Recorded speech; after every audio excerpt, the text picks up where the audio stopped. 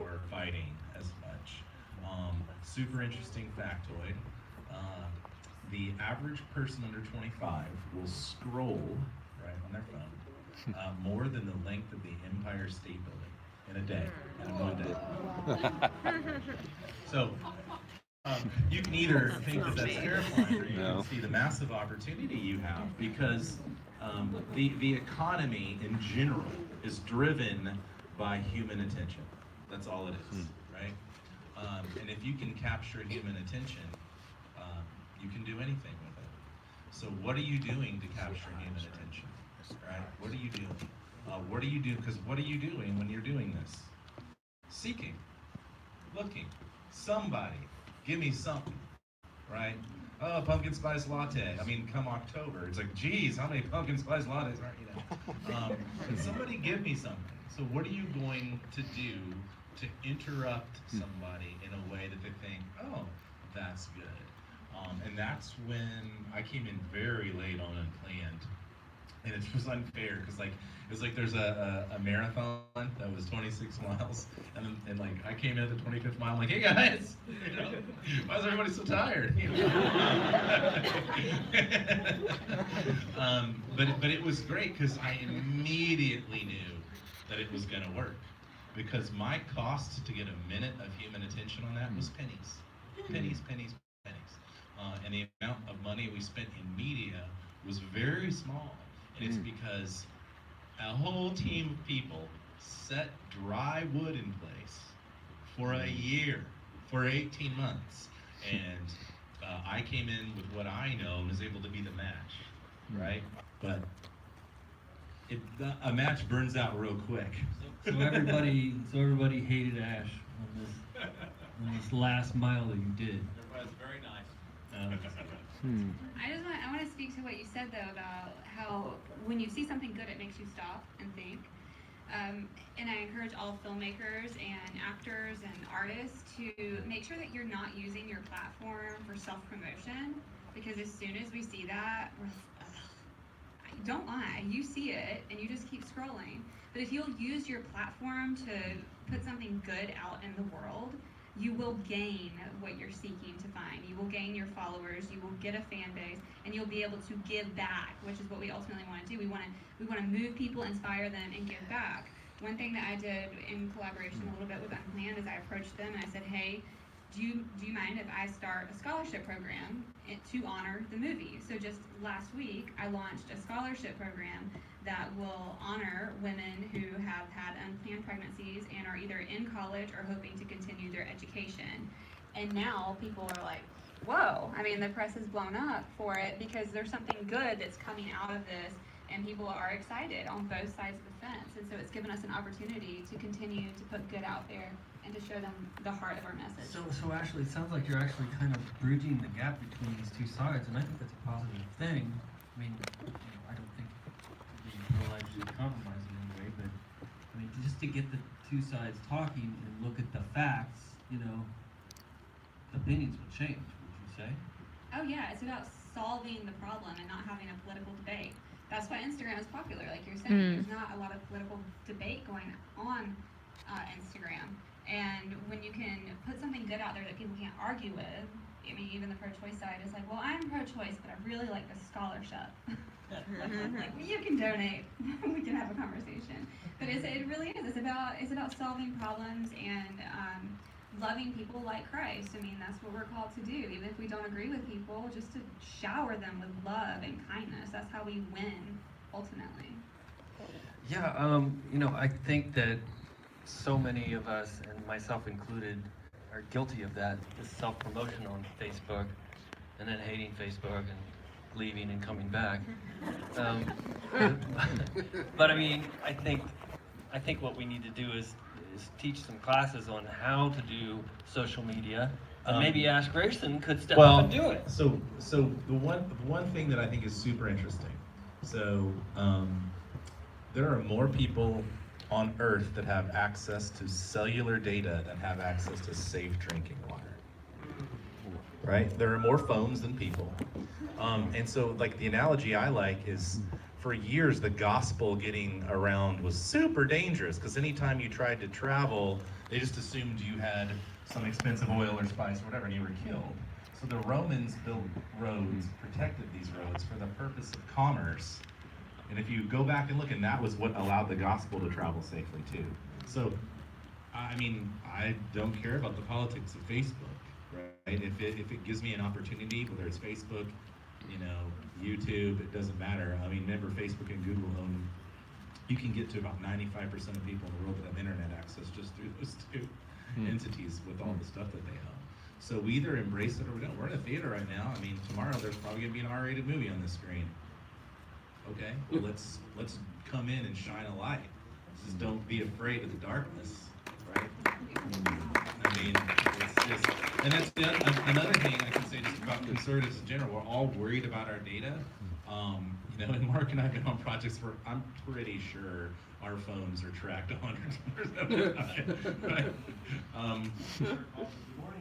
Yeah. But the thing is, like, okay, so that's the ultimate accountability, is somebody secretly watching you. So why don't I live my life in a manner that whoever that person's spying on me finds Jesus?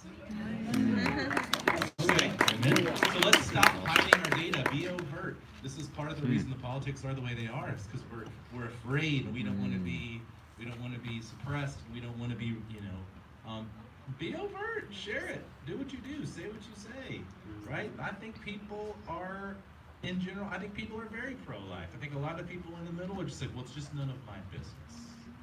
Right? Well, let's just be loud. I mean, we saw what happened on the last election was everybody said, well, there's no chance. And there's a bunch of people who didn't share their opinion, didn't talk about it.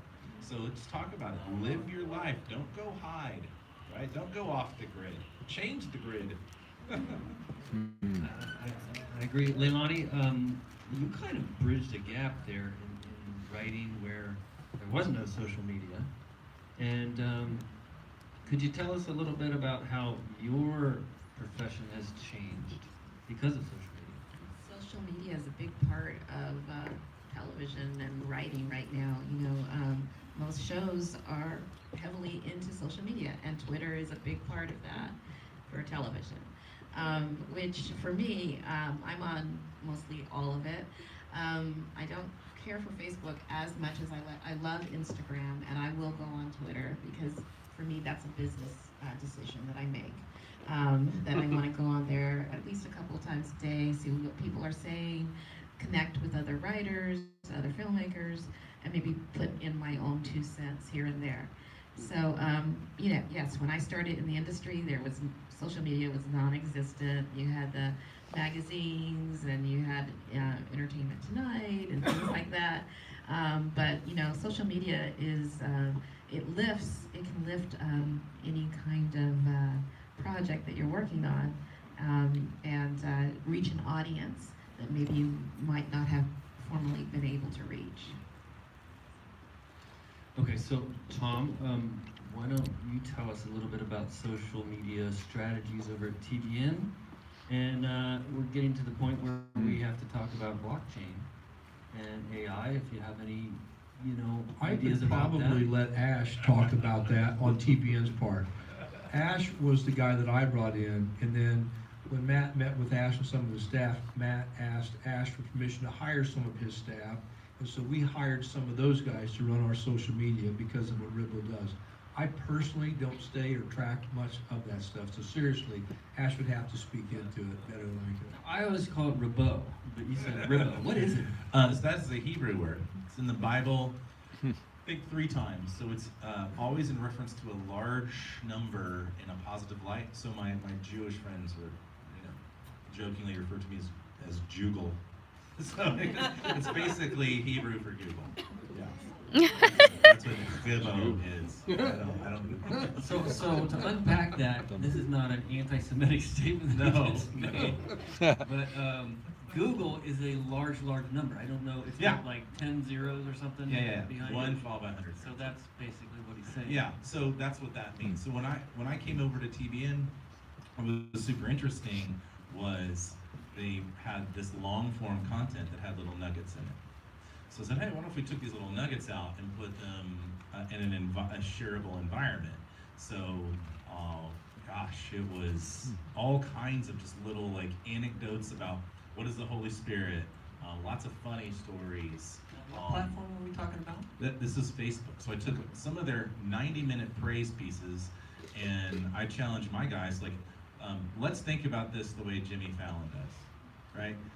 What are the 90 seconds we're going to put out? Not the prayer, not this, the shareable stuff. And so we were, several years ago, we started this.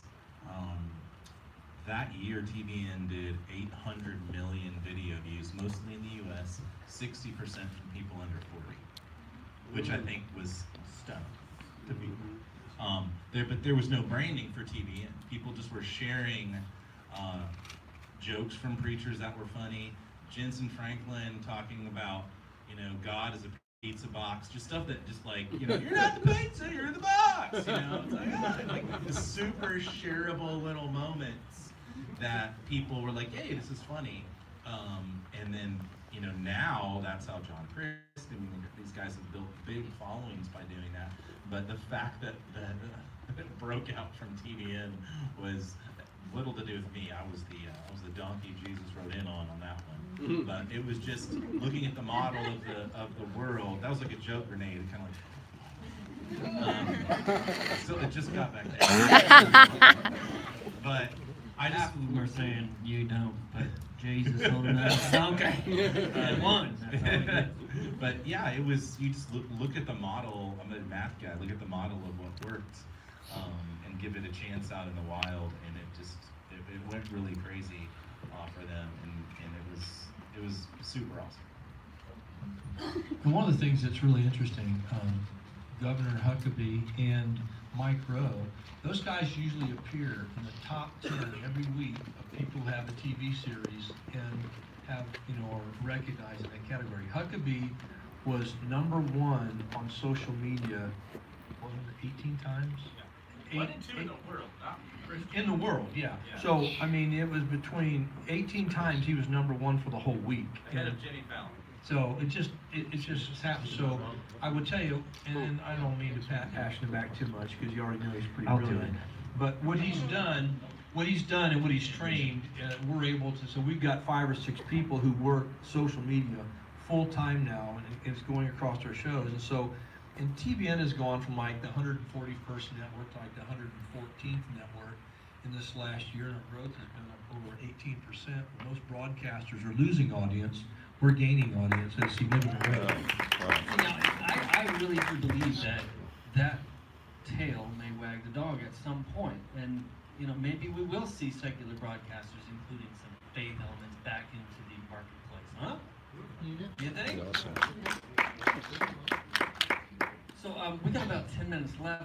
If you have a burning question, come right down here. We'll let you ask it, and it's got to be quick though, because we're going to end on time, and then we'll have 20 minutes before the 2:30 screening, and a real quick commercial while our questions are coming. We will have an AI panel. We're gonna talk about digital distribution later this afternoon, and then the AI panel is going to include a representative from Google who is a Christian, which I thought, did they have those? Little joke. But we will send it up and talk about storytelling and AI. If you really think about it, storytelling and everything else is going to be influenced by AI. So come on. So this is Nikki Hevesy. I'll just introduce her. So go ahead. Hi guys, good job. I have a question for you, TBN. It's kind of expanding on what you already asked about the model, the deal making model. So my question is, years ago, before you were at TBN, I had a TV special that was on PAX TV, and then TBN picked it up for like a 5-year contract, and it was a barter deal. It was like, we'll give you time on the network in exchange for this, and I know you're talking about doing original programming. Is there a budget for that? Because so many of us are content creators here. Like say if Leilani came to you with a series concept, is there actually a budget to produce that, and how does that relate to cable and network budgets, or are we having to bring money? That's a It's good always best question. when you bring somebody to any project, any network. They'll always appreciate you coming with half your money or something that way to look for, or bringing a sponsor with you. Because we're also a commercial broadcast network now, to bring a sponsor with you is always greatly appreciated. We have spent a significant amount of money this year. We're releasing 21 new series starting this fall. So we paid for those series. So we have 21 new series that are launching September 9th. So that'll happen throughout the course of that week. So it's quite extraordinary. We did a big series with Joel Osteen on his Your Best Life Now. It's the 15th anniversary. We brought in some really fun high-tech stuff for that. I think it'll be an amazing series. We went to a lot of locations with it. We're shooting a series right now called When Centuries Collide. It's going to be an amazing series. So we're paying for series. Here's where you say, well, what are you paying for series? And before you just kind of get ahead and say, well, TBN's spending money on series now. That's what I want to say to you is scale your concept. So if it's something with like a Max that we've done, I don't know, 10 or 12, Impact Productions, my former company, has done probably 10 or 12 series with Max Lucado. Those are probably 35 to 50,000 per episode. It's mostly Max teaching, along with some reenactments and some things you do, some extra, it's not a pulpit show. So those are somewhere in that 35 to 50,000 range. We did a new series with Big Daddy Weave, if you know who the band is. We went on tour with them and we taped them, but we followed kind of an audience member in to share their experience, and them going up and getting out. The band actually prays with people after their concerts. So we followed some things like that and took some human interest stories in that. But we are looking for a series that we would invest much more heavily in if it's an original scripted content. We'd love to see something like that. Are you investing in development? Are you paying for development?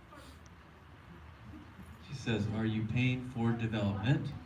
Are you paying for development, for the production, or for the acquisition, and people need to go make it on their own? If you're an established filmmaker with a track record of commercial success, and you come in with a 2 or 3 page concept, I would invest in development. If you're unheard of and you're just developing and starting out, I will not invest in your development. Okay, next question. Hey, I'm Ryan. I just have a quick question. When it comes to when you are putting material on, whether it be television or even in the theaters, do distribution companies try to tell you to limit a certain amount of prayer or limit a certain amount of spirituality that you show in the projects or whatnot?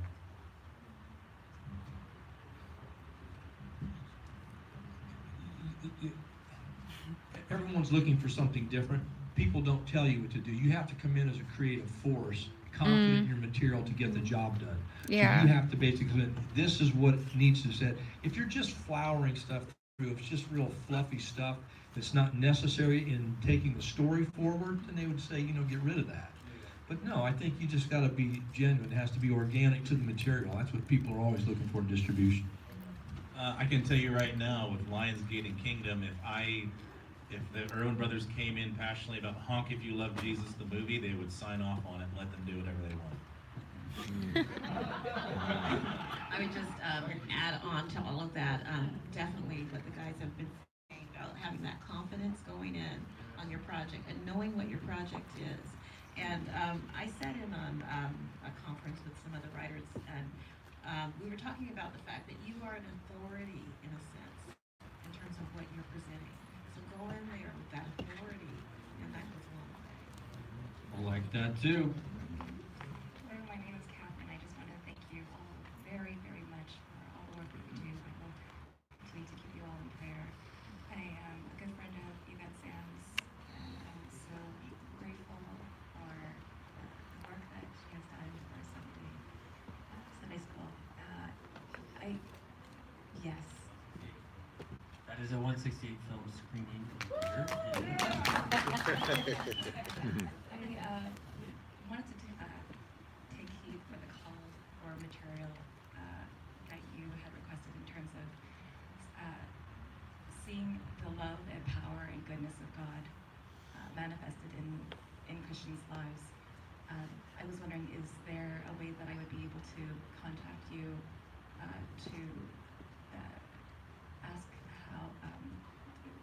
to share a story. How does she pitch a story? Share. Here's my challenge, and I don't mean to be rude when everybody says something like this. It's just that because we're on the air all the time, probably get, I don't know how many hundreds of things, a month. So it just has to be something that's very attention-getting, and it has to be very succinct. It's not like, can I spend 2 hours and hear your pitch? I can't. That won't work for me. But if anything's submitted to TBN, there's readers at a different level, and if something is identified as being And 2:30 is the next screening. Close and talk to the camera. Hello, my name is Marcus. I've come all the way from England. My question is primarily for Tom, but the rest of the panel as well. It's really refreshing in America how much of a need and how much of a want there is for faith-based content. It's not quite the same on the other side of the pond and in Europe and internationally. And I just wondered what you would say. How can we encourage networks and production companies and everyone out there to take on more faith-based content? Well, being in the UK, we're on Freeview there, and we have 98% penetration across the UK, and our numbers are growing rapidly there. So there's always spiritual hunger out there. People just don't know that they're hungry for spiritual things. So once again, it's bringing things that they're familiar with usually, like a celebrity that has come to Christ or some big event that's basically Christ-centered, to be able to bring those events and then be able to share those things. And again, it's always been the storyteller's imagination and creativity that causes interest and causes people to come in. So my challenge right back would be, what inspires, what interests anybody anywhere, and to bring that content to life, because TBN has 32 networks around the world, 24 hours a day in 17 languages. So it's everywhere, and those numbers are usually growing right now around the world. And in the Middle East right now, it's completely insane what's happening on our Farsi and Arabic channels. It's just amazing the amount of people coming to Christ on those networks. Yeah, clap for that. I can speak from experience working on Unplanned, because we are in the middle of international distribution right now. And when we went to Canada, they tried to ban us. But what happened was it generated so much interest, and the commitment to excellence is critical in storytelling, and that's where you're going to get people's attention. But it also generated so much interest because it was highly controversial. So what happened is when we did release in Canada, they pushed us to the #4 movie in the world. Wow. I mean, internationally, we were ranked way up at the per screen average. So when you create a movie that is of excellence, which we're all called to do, and you have a good story, then it will gain attention. I think it's just a matter of telling a great story. Who was the God on the big screen, the author? Terry Linville. Yes, Terry Linville. I don't know if you heard him speak before. Okay, so what he was talking about was storytelling and the parables that are hidden, because most people don't realize what they're listening to. That's what you do. And then it takes people explaining and doing good press and just putting it out there to generate the interest. Marcus, is the Speaker's Corner still a free zone for speech? Because I've been to England, and they would get preachers, they'd get up on Speaker's Corner, and they'd go to town. To be honest, I don't really know. I don't know if that does. No. Yeah, well, it's in London, and so I know a little bit about what's happened in London or in England. And the media has just been quashed. It's just a complete, almost like you just don't talk about faith on the media, right? I mean, most American films that we get are via DVD rather than theatre release. So that's just why I was asking. Well, I think we can get Unplanned over there, and I don't know what else, but We'll be in Ireland at the end of October. So Woo!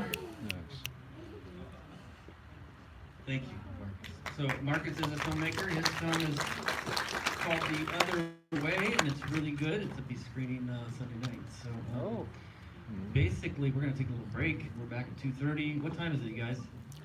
2:03. 2:03. Okay, so we've got about 27 minutes. We're on schedule, and we encourage networking, and so we're going to take a few photos. So let us do that, and then maybe we